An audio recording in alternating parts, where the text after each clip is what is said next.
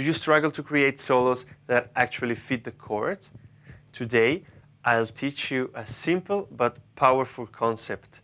Once you understand this, you'll be able to improvise, to play solos over any chord progression. Let's dive in and learn about the target notes. What are the target notes? The target notes are basically two different kind of notes. The first and the most important are the chord notes. So meaning if we have a C major 7, then C, E, G, and B. Those are the very strong target notes, especially the third and the seventh. And we of course have also a second possibility, and the target notes that we can also land on are the tensions. So what do I mean by tensions? If we stay by C major 7, we also have more notes that we can play outside of the chord. So the fourth or 11th would clash with the third, so that would be the avoid note. So that's definitely not a target note. But we have two tensions that add some color to the chord, meaning the 9th, so the second, and the 13th, meaning the 6th. So those are all target notes. So almost the whole scale, basically, except one note. But then, very important is, of course, how do you use them? When do you land on them? And now I'm going to show you the 3 steps that you can take to master any chord changes. So the step 1 would be to identify your target notes. For example, if we take a very simple chord progression, let's say a turnaround diatonic in C, meaning C major 7, A minor 7, D minor 7, and G7. So those are our 4 chords. And so if we want to be able to play using target notes, then first of all, we need to understand the arpeggios of these chords, because the first target notes are the arpeggios. So let's take, for example, a very simple arpeggio, for example, just 1 octave of all 4 chords, so that you learn to see the different arpeggios. So the first one will be, if we are, for example, in the 5th position, we can use this one, C major, then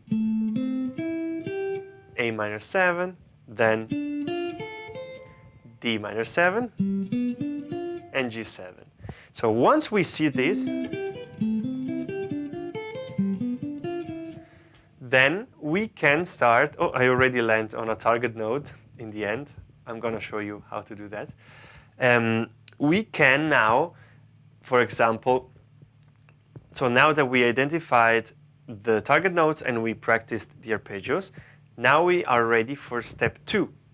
And with this second step, we need to connect the different target notes.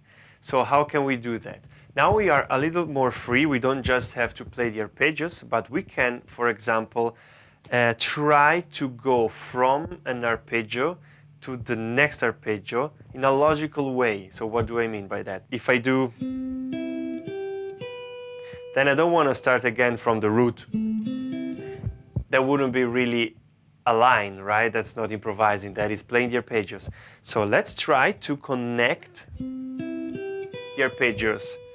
So for example, the next one will be, for example, and then we can go to, and then G, and back. So now that we connected it with melodies, with scales, we can also connect the target notes with chromatic lines as well. So for example, if we start here, C, A minor, then we can do G, and back to C. So same thing, but also adding some chromatics to spice it up a little bit. Now you are ready for the third and most important step. So you need to loop this chord progression, and you try now to improvise with the scale, with chromatics, but to always land on the one of the next bar with the next chord with a target note. And in that case, it's gonna be always a chord note. So I would try to do that first. Let me show you what I mean.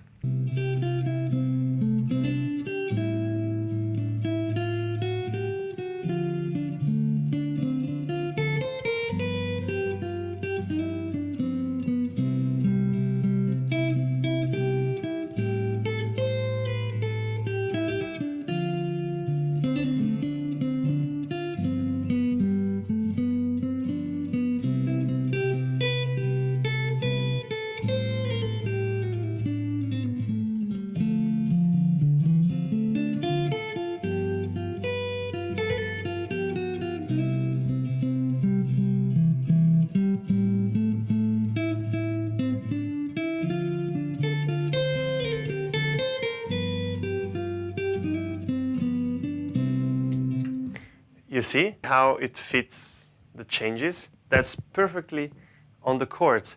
Actually, if I would play without the comping, you would still recognize the chord progression. Let me show it to you.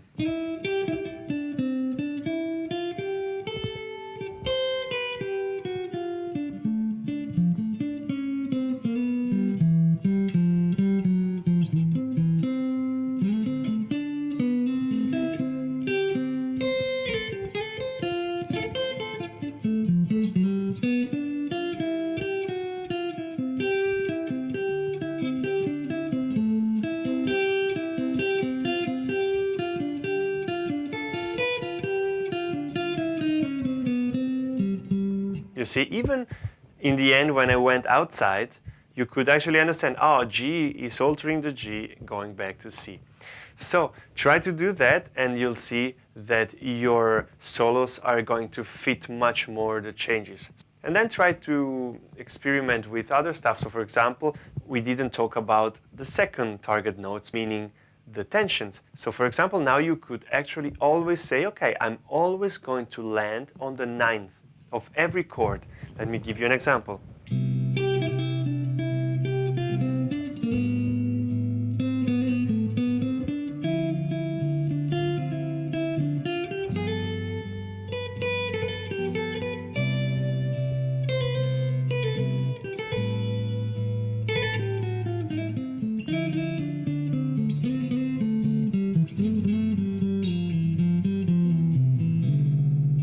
You see? Always on the ninth. Still working. Different color. Try that and let me know how it affects your playing. So thanks a lot for checking out this quick lesson, and don't forget to drop a like and to subscribe to my YouTube channel. You're gonna find the PDF of this lesson and all other lessons on my Patreon channel for free. You just have to sign up. So you'll find the link in the description, and see you for the next lesson.